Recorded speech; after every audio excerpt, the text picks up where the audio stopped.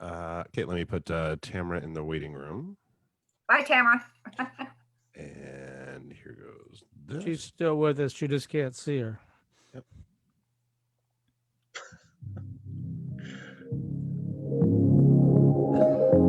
There's that Sounds like music. We George gotta get Carlin, we huh? gotta get some new music soon. I Yeah, like I that know. music. Yeah, but it's 5 years old, so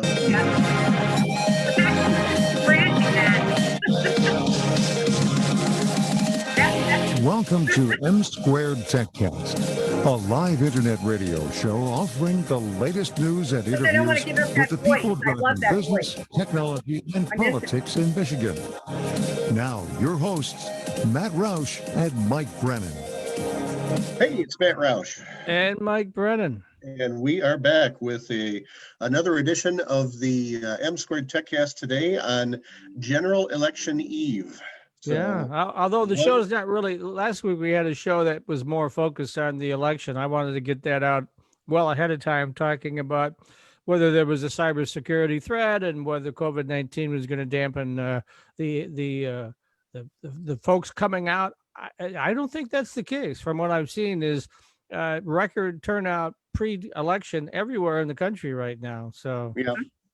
Yeah. For the midterms, there were 20 million early absentee or whatever you want to call them, mail-in ballots or dropped off ballots. And this time it's going to be more like, 100 million. So yeah, it's pretty gonna fantastic. be, And of course, Yeah, tomorrow is the actual. Well, for some states have been voting in person now for a while, but Right. for we folk in Michigan, tomorrow is the day, starting at 7 a.m. I believe, right? yeah, that's when they can start counting the ballots. And I know where I live here in Dearborn, I've talked to a city council person that I know and the city clerk who I know a little bit.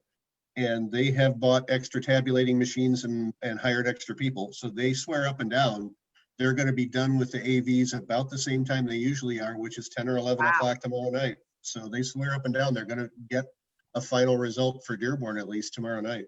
So, Okay, well, we're going to have our next guest, Kathleen Norton-Shock, who we hope won't be swearing up and down. I'm just kidding there. So, I'll try and hold it down, Mike. okay, good.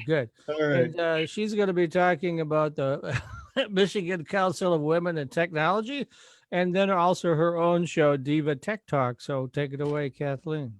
Thanks, guys, for the opportunity. As always, tomorrow will be an exciting day. I got the chance to meet now about 10 times our Secretary of State, Jocelyn Benson.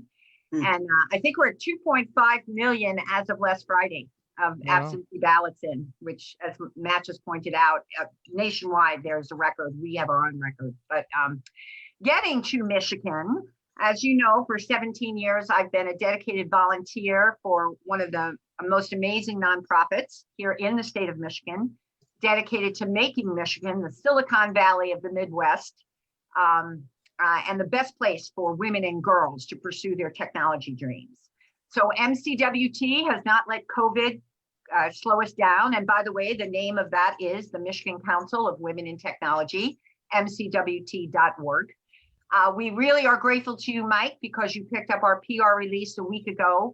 We, as every year, we do 4 or 5 very major fundraising events because we do so much for girls and women, and we need to have money to do that.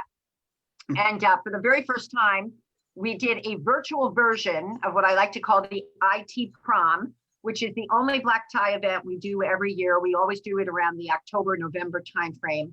And this year it was called Embrace the Mission, Embrace the moment. And in my mind, it's Embrace the Mission. And it was sponsored by FCA, Fiat Chrysler, under the leadership of their global CIO, who is a longtime MCWT leader and a dear friend of mine, Mamta Chamarthi.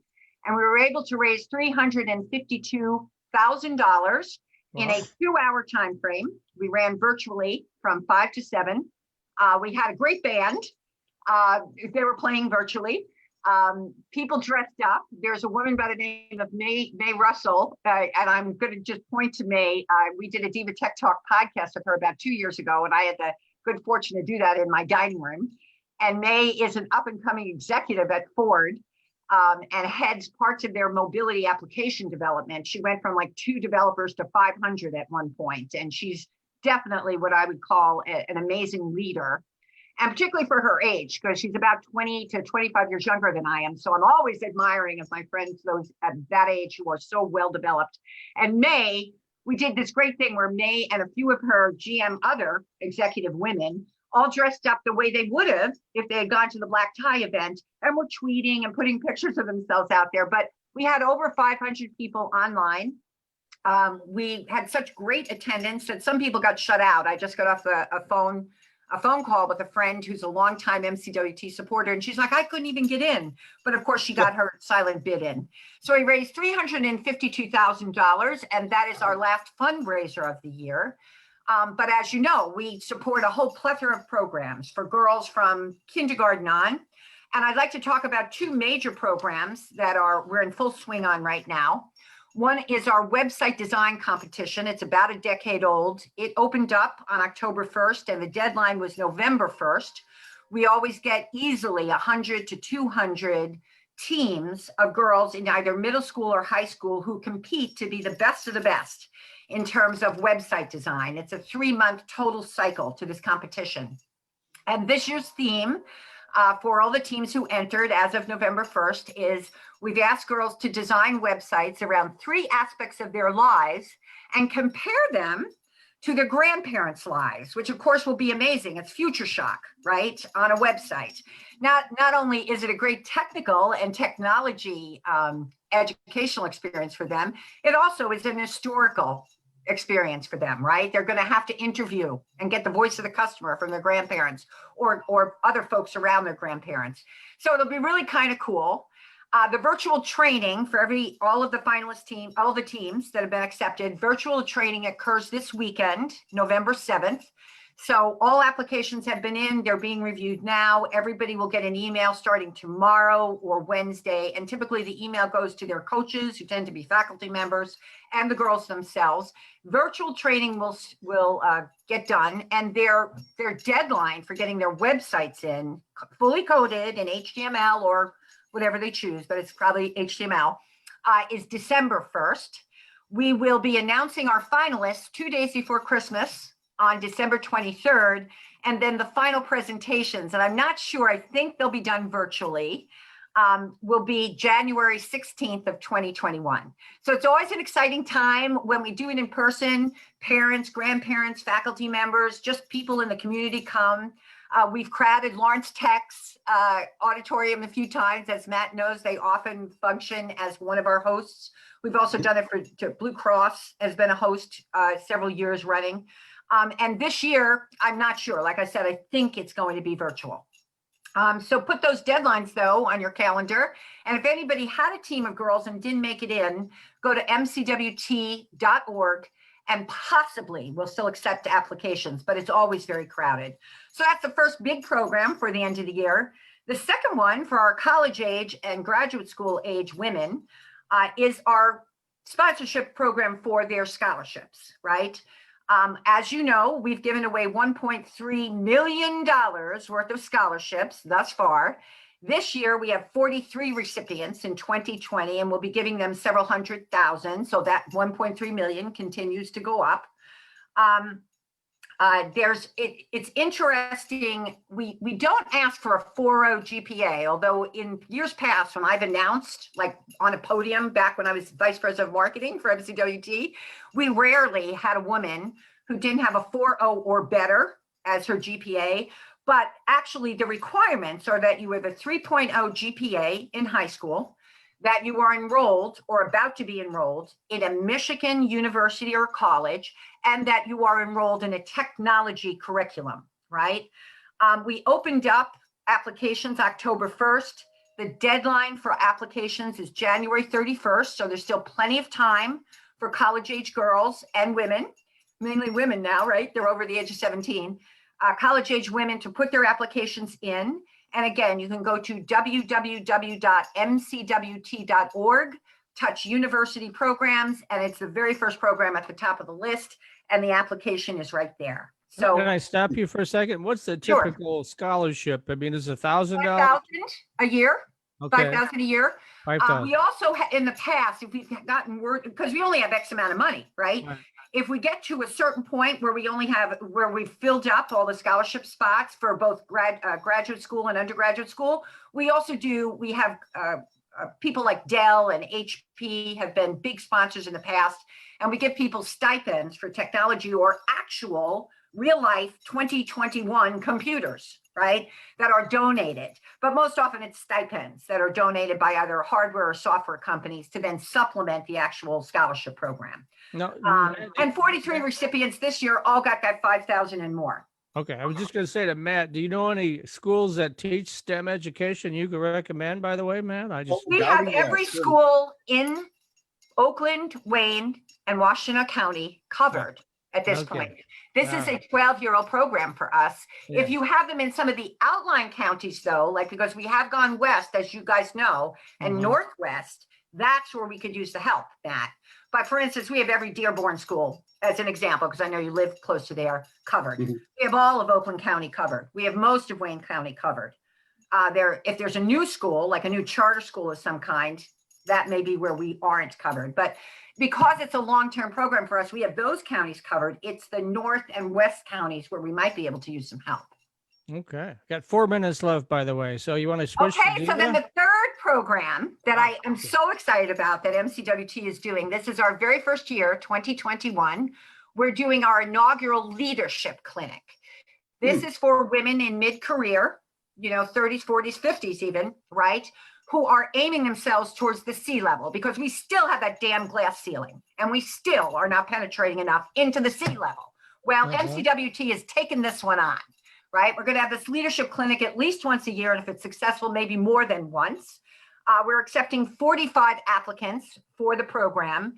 This inaugural program, our 3 instructors are Marcy Clevorn, who was formerly the CIO of a little company called Ford and then president of their mobility division. Bill Fandrick, who is the global CIO for Blue Cross Blue Shield, and a woman by the name of Terry Takai, who was formerly the CIO for the state of Michigan, the CIO for the Department of Defense, and now is the executive director for eRepublic. Those also will be our California. She was also CIO for California. That was a very small part of her. We did right. a Diva Tech Talk podcast, and actually, if you ever listen to it, Mike, she talks about her California experience, and it is amazing the difference. But listen in, it's a little far back in my Diva Tech Talk days. The fee is $450 for this once in a lifetime experience. It will occur on January 29th. We were going to have it at Cooper Standard, but I think it's probably going to be virtual. There'll be pre-work, during the class work, and post-work. And we have scholarship opportunities for those whose companies are not sponsoring them and who might need somebody else to pay for the $450. Our sponsors for the scholarship opportunities are 2 tech vendors. One of them I'm sure you know of is called Ahead, and it is definitely ahead in many ways of the curve. And the second one is a longtime technology vendor who all of us know because it sits on all of our desktops and laptops and cars, a company called Intel. Right? They do this little thing called semiconductors. So in any case, we're real excited about that. It's the first year we're doing it, and applications will be open through November 16th at mcwt.org. Touch the 3rd box over, which is the mid-career programs. And if you touch that, it'll be the very first thing. 1 minute left. Finally, since I mentioned Diva Tech Talk, yes, and some of the people involved in MCWT have been covered by Diva Tech Talk. We haven't gotten Marcy yet, but we definitely did one with Terry Takai. Please go to www.diva, D-I-V-A, tech, T-E-C-H, talk, T-A-L-K.com. We have 99 podcasts there. They are timeless. They're all about 45 minutes. Listen through. And then the next time we get together, I'll talk more about Diva Tech Talk and our plans for 2021. very good. You hit it right on the nose. Okay, we're going to take us out there, Matt. All right. Well, thank you very much, Kathleen Norton-Schock of the Michigan Council of Women in Technology, its foundation, and Diva Tech Talk. We'll be back in just a minute with another segment of the M2Techcast. For right now, it's Matt Thanks, Rouse. guys. Hey, Happy you're welcome. Thanksgiving. Okay, see you next month. We'll see you next month. All right, bye-bye. Dave?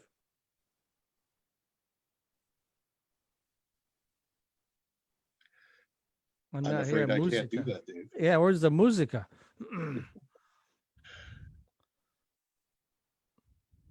All Are we 30 seconds early again? We catch him outside having a smoke? I don't know. Oh, there he is. Well, there he is. Whoop, Yeah, okay. sorry, my computer just completely locked up. Oh, okay. Ah, okay, gotcha. So we'll just sing. Well, instead of music, what do you want to sing, Matt? So no. No, hold on just a sec. Let's see. How about the girl from Ipanema? What do you think? Elevator music. Lawrence Technological Lord. University graduates earn a degree and a higher starting salary. In fact, when it comes to earning potential, the Brookings Institution ranks LTU 5th among U.S. colleges and universities. Be enriched. Be more. At LTU, possible is everything. Salaries of I'll just run the one to keep it grads simple. are among the highest of Okay. any university in America. Plan a campus visit to meet with counselors, faculty, and coaches. Why wait? Find out more at ltu.edu. Hey, it's Matt Roush. Whoop, caught me reading there. And Mike Brennan. And we're back with another segment of the M2Techcast.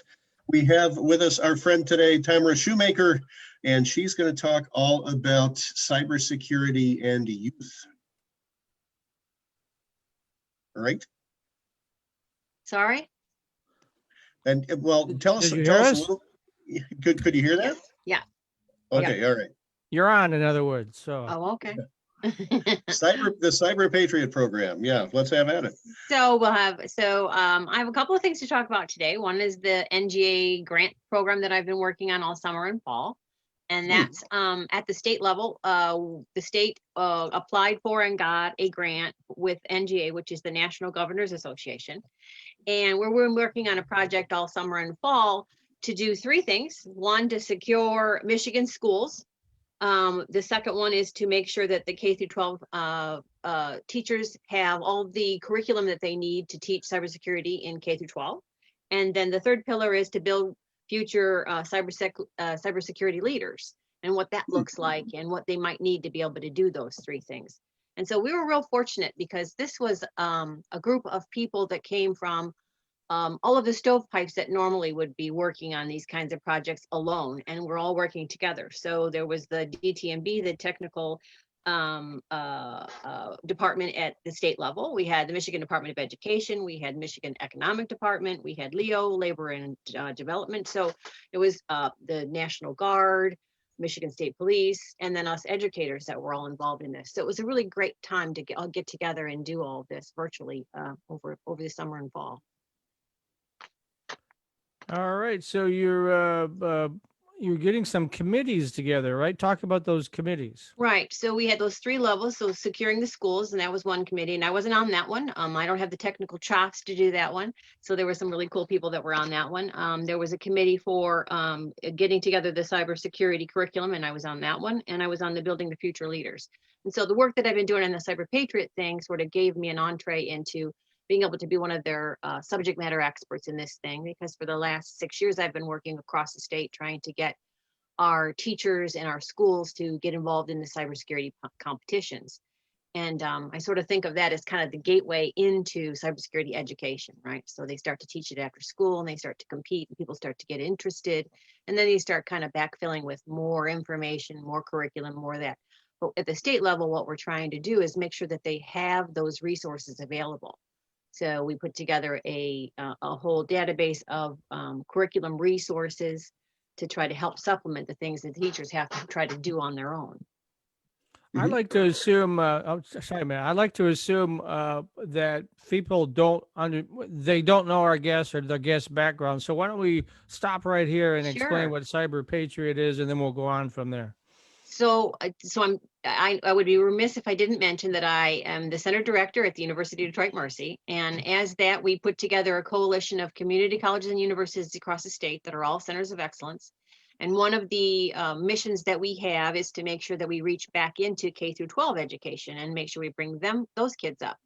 We were also finding that we just were not having enough pool of kids coming into the system for cybersecurity. And so it was another really great way to be able to do that. And so this Cyber Patriot is a national competition that's done from October until April. And it is about securing a network, securing your operating systems, and good ethical behaviors in cybersecurity. And at the end, it really just gives them a really good awareness training for cybersecurity so that they can keep themselves safe while online. And So- I'm sorry, Go- man. go Just ahead, one, Mike. one Go ahead, last Mike. thing. There's a gazillion jobs out there for cybersecurity folks, Absolutely. right? I mean, that's really what it's about. I lost track of the numbers, hundreds of thousands, a million. Right. So perhaps? there's usually You know. the number is between 4 and 700,000 always at one point in time, depending on what's going on. And of course, unless we completely let our infrastructure die, that's only going to grow. And Right. so they're having a very difficult time placing those people. And so part of the problem that we have at the university level is getting enough information into them fast enough and getting them out onto the workforce. And so if we can get them to start in the grade school and in high school, and then they come to us a little bit more of a finished product, we can then finish that off and then send them out to the workforce a lot more quickly and a lot more educated than if we had to continue to only do that at the level of college and university. All right, so you've had these committees at work developing these things, securing Michigan schools, developing a curriculum. What are some of the things the committee discovered about the cybersecurity environment in education? Well, it's kind of a wasteland out there, right? It's not quite as developed as we thought, and as they thought, I think, to be honest with you, because I've been working in this space for quite some time, and my husband's been writing a ton of books in this area, and we've been working with NICE, the NIST framework with the national security standards people at the federal level, and we sort of know that there's a lot of stuff missing. In fact, at the college level, university level, we only got a standard or guideline, sorry, a couple of years ago that actually said defined what the career was and what needs to be taught. And so, of course, the stuff that's available for K through 12 is hard to find, right? And so most of the things that we did find were one-off. So it was like a course that you could use, but not a whole curriculum, right? Not a start to finish product. Some people have been out there doing an amazing job for a really long time, like Cisco, with its Net Academy and all that kind of stuff for NetSec. So they've been doing this for years and years, but there's not a real clear pathway. And that's part of what we are trying to make sure that we help them do is look at all the stuff that's available, make sure that it's truly righteous stuff, and then make it available to everybody. It's also a national imperative. So the national group is also working on it. Now they've got many, many more results than we did, but we wanted to make sure that when we put this through, that we've actually vetted all of them and that it was a clear cybersecurity product that was easy to get. You know, the other thing is that the digital divide hasn't gone away, right? So, I mean, it's still alive and well, right? And that's a problem. So the digital divide of, you know, people having access to the internet, access to PCs, all that kind of stuff, that's another thing that's wrong. So we have stuff that's out there, but it's not necessarily going to be able to be accessed on, you know, sometimes a lot of kids have got Chromebooks now. A lot of schools have gone through Chromebooks. But some of these exercises and courses and things that they've got aren't compatible with that. So that leaves that hole there too. So trying to find these resources and putting them all together and organizing them in a manner that teachers can pick up and run with has been a challenge. You know, we've been in 3 and 4 meetings a week over this. Well, Is you know, there the folks at Connected Nation Michigan have some really interesting maps on their website about broadband availability. And once you get past like 25 meg connections, there's a lot of gaps in Michigan's coverage. You know, there's a lot of people that can only get a 10 meg connection, and that's the best they can get. So some of this stuff has to be sort of pared down in terms of, you know, the volume and the resources to be really usable by these people in certain urban and many rural areas. Correct. So that's the and it's a big problem that's not going away. I mean, and that's one of the things. So I deal with all of the teachers across the state, right, with the Cyber Patriot thing. And, you know, I knew to sort of brace myself that we were not going to get huge growth this year, that we would be lucky if we just sort of maintained. And we've done that just because it's such a huge undertaking for our teachers right now to do online classes, blended method classes. You know, one day it's online, someday it's in person, all the things that they're having to deal with, and the digital divide of the students, right? Being able to have, does mom have a computer? And does she have to work and use that computer? And also, you know, the kid has to go to school as well and all of that kind of good stuff. And then when you get into, like you said, actual internet access and the speed of to doing these kinds of things that we're doing right now, it takes an awful lot of bandwidth. And so not everybody has that access. And so these are all things that are all happening kind of simultaneously. So I think the thing that does my heart good was that so many of the stovepipe departments in the state are involved in this program right now, and are clearly putting a lot of effort into it, and working together on this. And so that made a huge difference to me, and sort of being able to give up 3 and 4 days a week in meetings made a sense to me, as long as it was everybody working real hard at this thing together. Because if we can't change how it's going to, how things are going to be dealt with in the future. And how does a school that is not already participating participate? So we'll be having some webinars, so upcoming. So first of all, there'll be an outwardly facing website soon that'll have all these resources on it. And they can get involved more, because one of the other things that we found were the teachers and the IT folks needed extra training, right? And so that needs to happen as well. So we can't expect, our poor IT teachers, who sometimes are the social studies teacher, and that was their first love, and they got kind of roped into being the IT teacher, just sort of here's a bunch of cybersecurity curriculum, take it away. That isn't necessarily going to happen, right? So we got to get those guys the resources they need. So there'll be an out web face, but in between that, we have a really cool webinar series for the month of November. So for 3 weeks during the month of November, we're going to be getting together with folks that have an vested interest in this, so they can take a look at what we've done, and they can help us maybe take the next steps and give us critiques. And from boots on the ground, we want to hear the feedback about the work that we did. We don't want to do this in kind of stovepipe again. We don't want to do this, so that we're not getting any coverage and stuff. So we have those meetings that we can that they can take part in. And then the last thing that I wanted to talk with you guys while I had the time was the Cyber Patriot. We did get folks to sign up again. We have 40 cities. That's really great. I'm amazed because of what the teachers have been telling me about what their day looks like. I can't believe they're going to do this after school program still, and they are. So I've got 40 cities that need mentors, and I could really use the help from the professionals that are online, that listen to M2Tech News and that read your newsletter and all of that to give some of their time. Now is a better time than any, because we are so virtual now. So you really don't have to worry about driving to a high school or middle school and coaching these kids. You can just do it virtually. So if you go to our website, it's micyberpatriot.com, and reach out. I can partner you up with the school. And again, it's whatever time you have to spend. If you only have 1 hour a month, great. If you have 1 hour a week, better. But whatever you want to put into this is going to make a huge difference in these kids' lives, because they can see themselves in these jobs if they can talk to real people who are really doing these jobs and work through these problems and learn more about cybersecurity. We need them to learn this. They're going to be protecting our infrastructure. And so without them, we're going to be lost. And in some way, this could be a recruitment tool, could it not? Where Absolutely. I mean, that's the whole try it before you buy. I talk about that all the time, right? If you've got these kids and they're working with you, for instance, I've got some folks that are down at GE, right? So that work as mentors and coaches, and they're seeing what the culture at GE looks like. That looks like some people work distantly, some people work from the office. They see what the problems are and all of that, because they're working side by side with them, and they're sharing their work days and that kind of thing as mentors and as coaches. And yeah, that of course, they start to say, oh, that looks like a really great place to work. I like that environment. I like the kind of things that this guy's talking about. And so, yeah, absolutely. It makes a huge difference. Again, they have to see that, right? These kids have to see that pathway, and we're there to lead them that way. All right, we got about a minute left. So once again, tell folks how they can reach out to you. So again, it's micyberpatriot.com is my website. And like I said, right now is the time to act.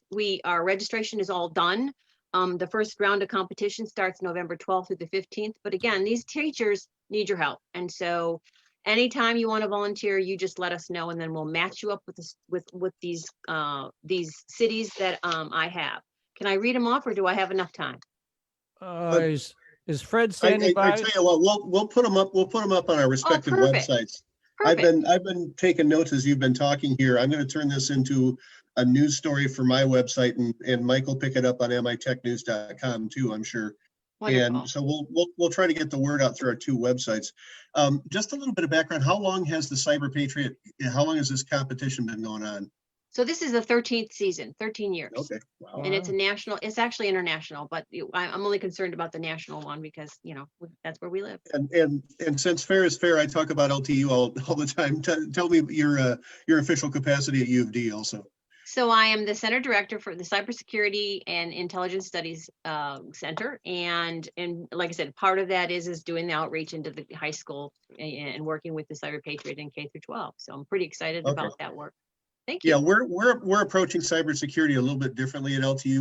We're now developing a big computer lab in our business college, actually. So it's going to be cybersecurity through the lens of a business college, which is how some places do it. Oh, and I that's mean, exactly how we started.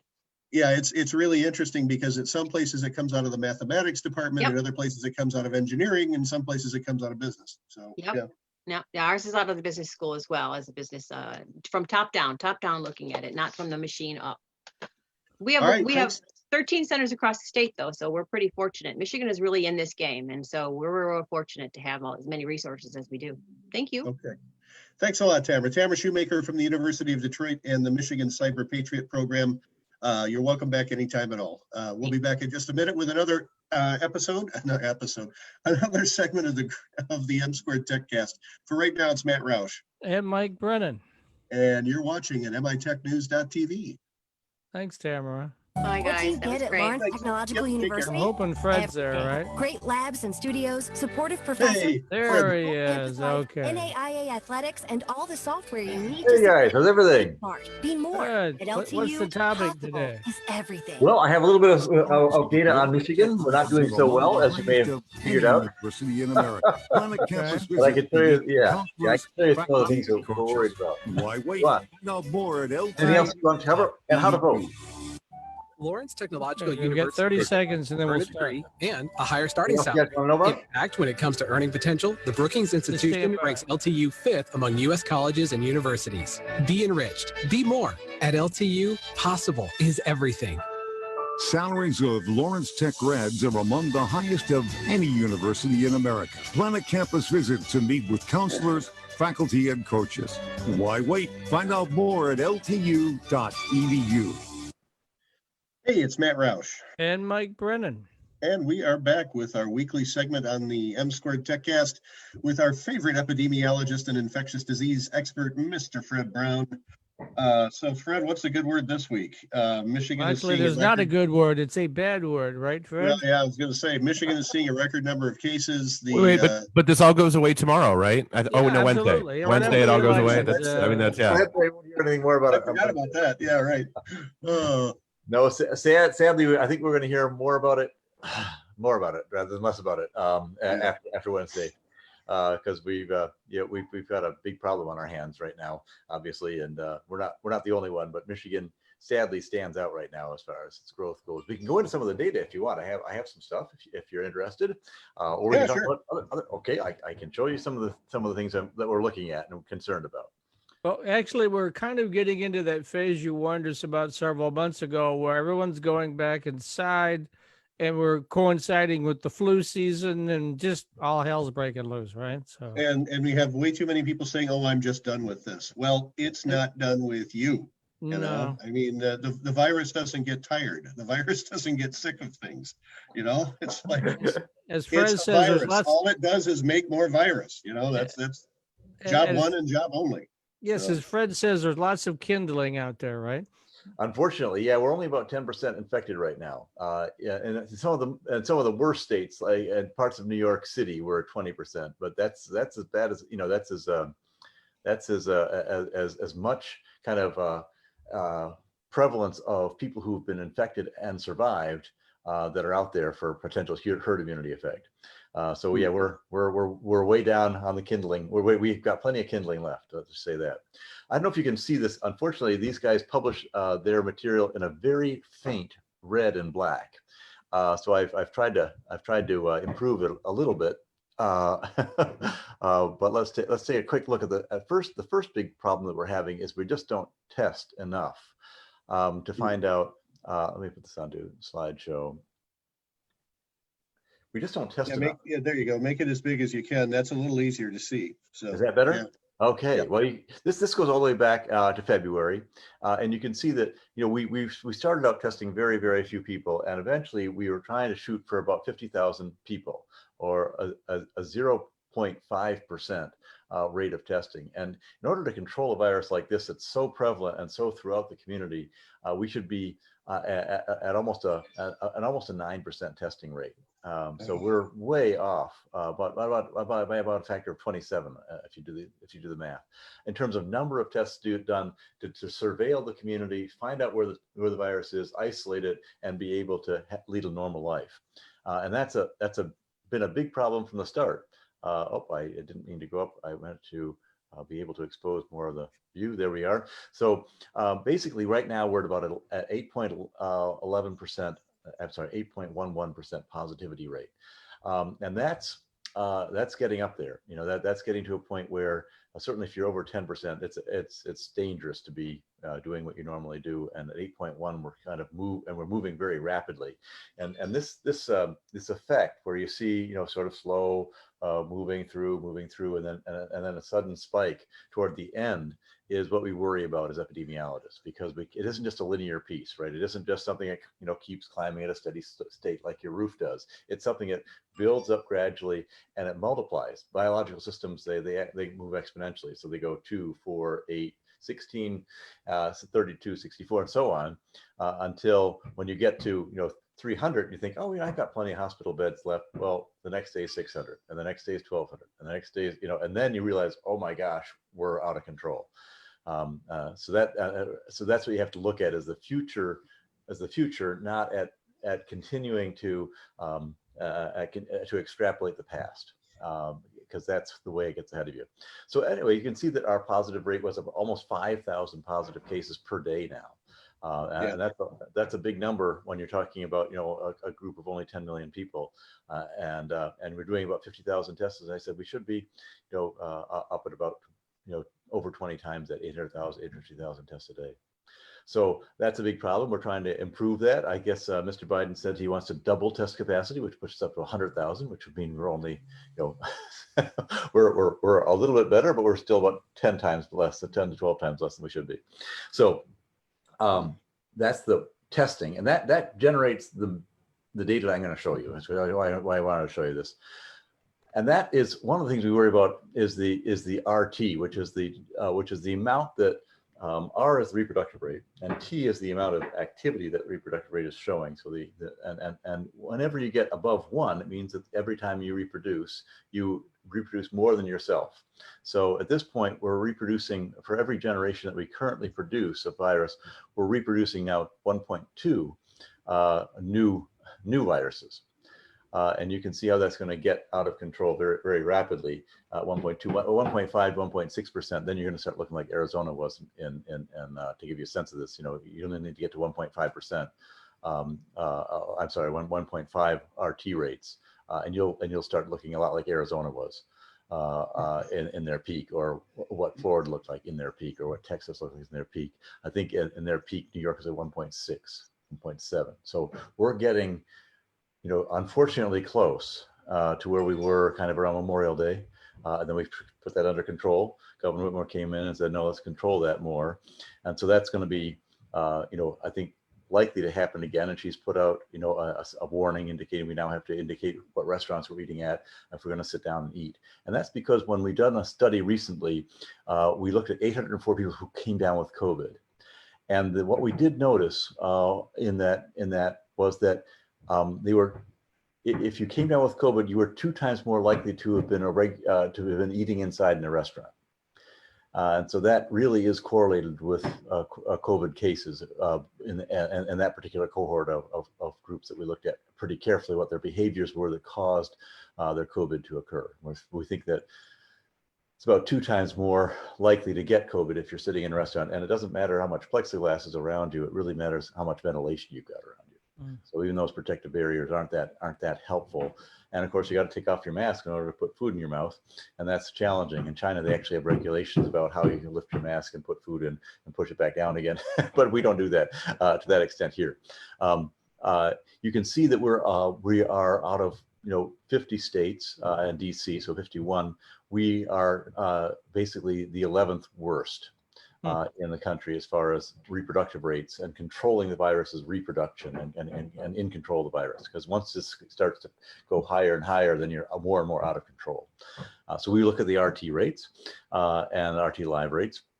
And this is all from a website called RT Live. And we look at basically a comparison between 4-day running averages every 7 days to see how much the reproductive rate is increased in each cohort we look at. So I put this up here because it's important to understand what we're looking at as epidemiologists. And this is Germany. Germany on June 5th was about 300. And then they had one doubling rate to 600 by July 22nd. At that point, they were still in control. They were still much less than 1% positivity rates at this point, right? You're kind of down in the single digits per 100,000. That took 6 weeks for that doubling to occur. The next round cycle took 5 weeks for doubling to occur and went from 600 to 1,200. And the next doubling after that took only 4 weeks to occur, and that went from 1,200 to 2,400. And now we're at 2-week cycles, and they're going from 10,000 to 20,000 to 40,000 to 80. Now we have some concerns, and that's why Angela Merkel got, the Prime Minister, the Chancellor of Germany, got up and said, "We don't want to shut down, but certain states are going to have to, because if you don't have what they call a circuit breaker effect in some regions, it will just go like that, and it'll start whipping around until you're getting doubling rates in less than a day." So if you got enough kindling there, so and that really moves your curve fast. And so they're very concerned, and Germany is actually in better control and in better testing situations than France and Spain.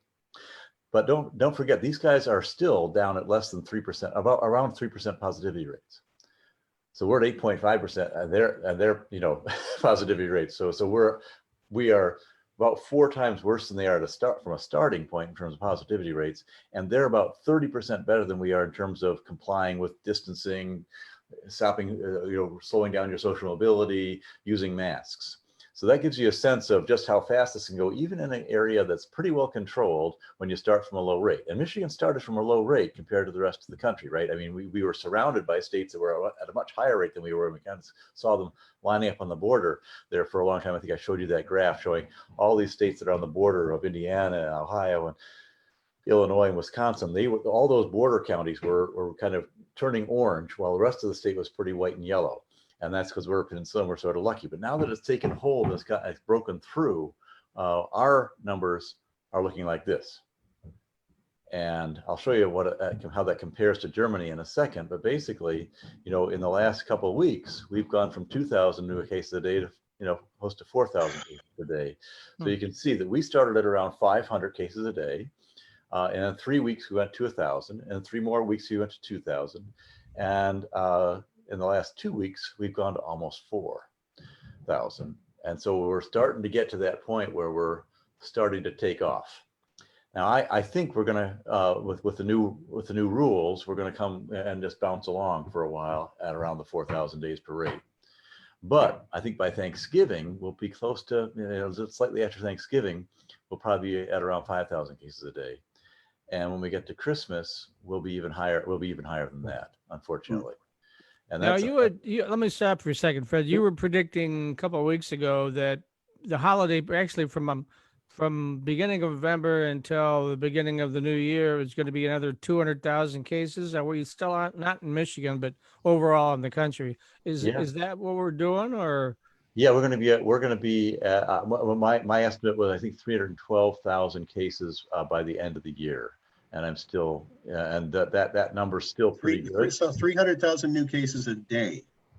I'm sorry, 300,000 deaths. 312,000 deaths. So this is cases per day, and cases. Right. It was deaths, not cases, deaths, right? Yeah. That was deaths, which is. Yeah, but I know we're close to 100,000 new cases a day in the country now. Where do you think that's going to go? It'll double. It'll be at 200,000 a day by the end of the year. Wow. In that range, yeah. Isn't that shocking? I'll show you that in a second why we think that. I've actually projected for the country, sadly, and doesn't look great just because of the way this virus works.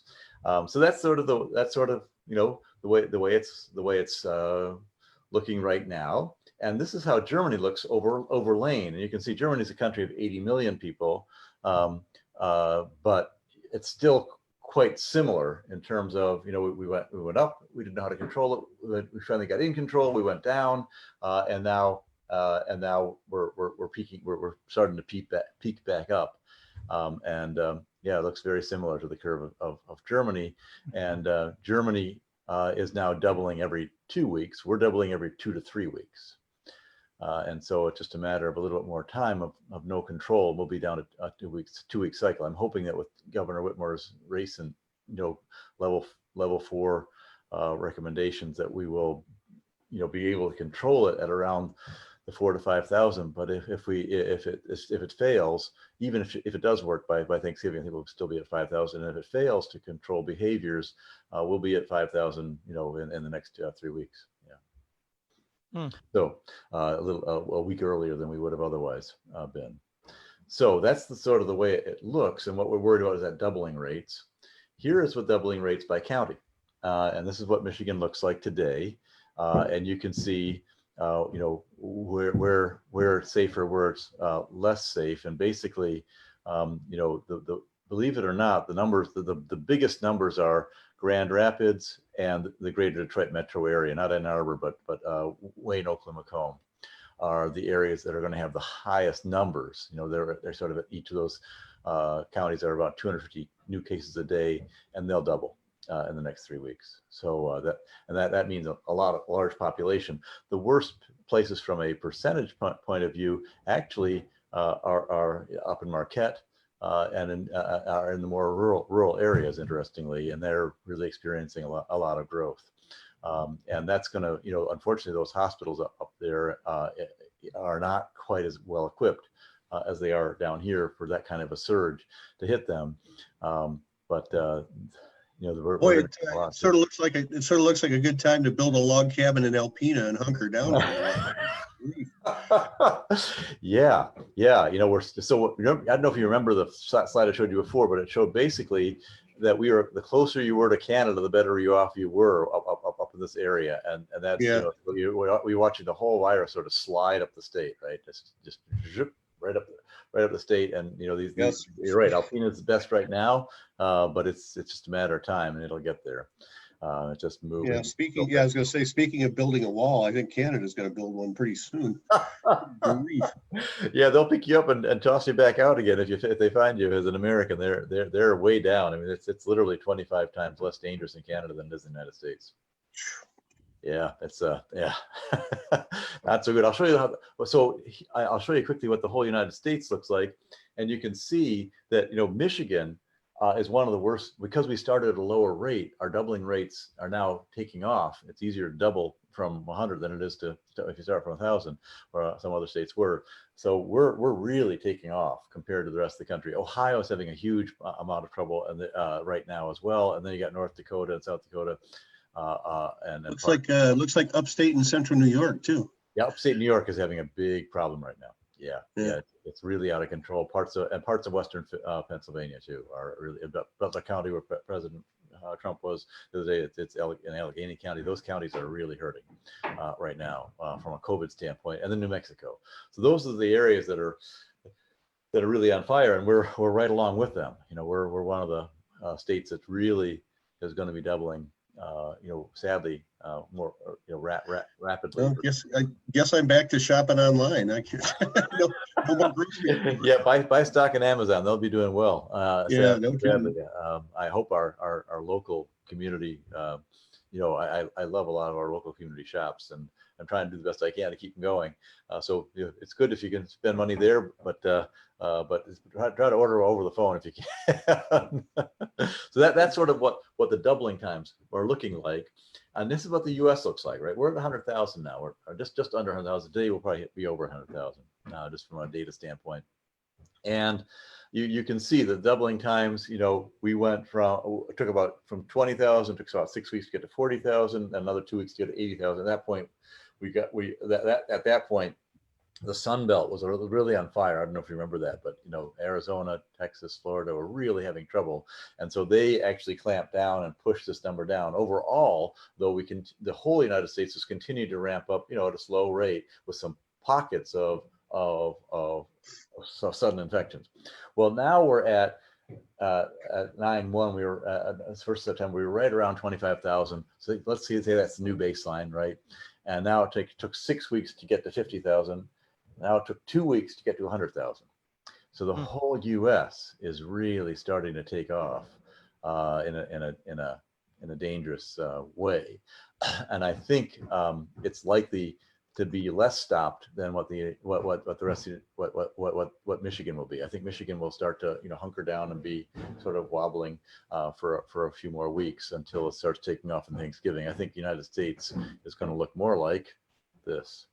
And you can see a couple more weeks of around 100,000, and it's just going to start, just like you saw in Germany. It's going to start to tear off. What is the death rate per 100,000 now? Where is that approximately at? Do you know? It'll be at around 1%. Okay. Yeah. Sadly, For every 100,000 cases, you're going to get 1,000 deaths. a little bit more. Yeah, a little bit more. What really it depends on is whether your hospitals get overrun. If they don't have enough ventilators, if they start to have to turn people away at the door, transport people away, don't have enough capacity for the COVID people, then it could go up to even 4,000 deaths per 100,000. 5,000. I was telling someone this morning my existential dread level is in a full 5 Kafkas. I don't think you've done anything to assuage that. Yeah, the problem is when the hospitals get overrun. If the hospitals get overrun, I don't think it's going to happen until we get to quite a bit more than that. I think generally, if you're we'll be kind of okay at 200,000 deaths. If we went to if we were at say 500,000 new cases a day, at that point we would really have troubles. We would the whole country would be overrun, right? Yeah. Okay. Yeah, but as it is now, it'll be parts of the country overrun, and hopefully, right now, for example, they're sending people from South Dakota to Montana, things like that. So they're trying to balance things out. But if at about 500,000 deaths, you overrun the country, and then you're talking about death rates like we saw in Italy, which were at 14 times the normal average of 1%. Yeah. I know you don't consult with Michigan, but if you were going to recommend something to Governor Whitmer, what would you recommend now? Well, there are 3 things that we've got. There are 3 tools that we have that work. The first tool that we have that works is PPE, and I'd recommend that we try to get as much N95 PPE as possible, and we have a mandate for people wearing masks in public that are N95 quality and level. No more manufacturing masks in your basement and wearing masks that don't really work. As well as all masks work to some extent, but N95 really does work that much better that it's worth it for us to get that level of masking. Second big thing is testing. I would recommend at least multiplying the number of tests you're doing by a factor of 5 to 10, at least at a minimum, if you want to really control this, understand what the virus is. And right now that's hard to do, but that's they have to do. And that would mean centralizing the testing labs and allowing a lot more and seeing if you can't get, you have to push the FDA to start allowing home testing and things like that. The last big area that works is mobility. And so you'd have to think about actually trying to get people to reduce mobility. Especially from state to state. Illinois has an awful lot of COVID in that state. Indiana had and brought it over to us, and Ohio as an outbreak right now as well. So I would try to, because we are a peninsula, we've got a chance of doing things a little bit more aggressively than other states have, and it might be time to actually think about those things. What she's done with regard to having only 6 people at a restaurant, I think is really proper. Right now we see a big drop off when you have at 20. So gatherings of more than 20 tend to have a component that allows super spreading to occur. So I would have not allowed 50. I would have said maximum 20. Funerals, weddings, everything else. I would have maxed them out at 20, not at 50. But that's the right direction. And for Thanksgiving gathering, since that's coming up rapidly, people are still going to gather. What would be the maximum head count you would recommend? Well, it depends on where it is. If you can have it outside, then and not have people too close to each other with nice burners and heaters. I think you can get away with 20. I think if you're having it inside and you got more than 6 and they're not people from the same family who are regularly congregating, you're taking a chance. Yeah, I turned down a Thanksgiving invitation because 2 of the people that were going to be there have been seen a lot on social media, like at bars and restaurants and stuff like that. I'm just like, nope. Not a good idea. If I knew you'd been really careful, I might have come, but nope, no, thank you. It's like I like them and everything, but I just don't think it's real smart to be going, to a lot of coffee shops and bars and restaurants these days. Yeah, there are other great ways of seeing people. I mean, you can still have a nice walk with someone outside, and it's still a little bit on the cool side. But if you want to get together, that's a great way to do it. I would. I wouldn't do it at sitting down at a dinner table, unfortunately, or over a football game. Well, yeah, especially when you're going to be, you're not going to just be there for, half an hour for dinner. You're going to be there for hours on end. So, Yeah, football, when you get all excited and, shout and cheer and, that's. Well, it's the Lions. Come on now. So. Or Michigan. We don't shout and cheer for Michigan anymore because they don't play football. Hey, there's one more thing I want to show you guys. I was not going to bring that up. Honest to God. There's one kind of super spreader event that's occurring, and that's voting. And okay, yeah, let's talk about that. We got about 5 minutes left. So okay, let's go through it quick. First, if you can do it absentee, it's better. You can still pick up your absentee ballot for another couple hours, and you can drop it off tomorrow afternoon by 8 p.m. It'll all count. So try to do that if you can. Be sure you sign the envelope though, at the return envelope. That's important. And be sure you get it in a drop box to the county clerk's office before 8 p.m. tomorrow. Would you recommend people wear the hospital gloves, the real tight hospital gloves tomorrow? If you've got gloves and you know how to put them on and off, yes. But sure to wash your hands after you take them off, though. Yep. Okay. I think that you make sure that you want to decrease your time as much as possible, right? So know all the rules, bring all the identification with you. Try to increase your availability option by being registered. If you have got to go to a county clerk and register, you're going to be there for a lot longer time, and you're going to be stuck at that voting booth. If you're registered already, you can start to increase your options. Come with a whole kit. Bring your hand sanitizers. Bring a black pen with you. Don't use their black pen. Bring 2 masks just in case one gets wet if it's raining out. Bring your wipes. Bring all the docs that you have to prepare, like your identification, sample ballots, all the registration work. Have that all ready to go so you don't have to fiddle around, take off your gloves, everything else. Vote when it's less busy. Mid-morning is the best time to vote. Don't take your children. Children are spreaders, and you're going to have to run around keeping a track of them. So arrange some support if you can for home. Keep away from everybody, 6 feet all the time. Don't let anyone come close to you guys. Wait outside as long as you can, and then enter the polling area and vote as fast as you can. And know who you're going to vote for in advance. You'll check out the ballot, know what you're going to vote for, check it all in as fast as you can, and get out of there fast, because all that COVID sort of hibernates in buildings. Once it gets outside, it'll be harder for it to transmit, as you know. If you have to use transport, there are a lot of buses and things. You try to go with a Uber or a cab instead. Keep your windows open, keep your hand sanitizer with you, wipe down things, keep your mask on all the time.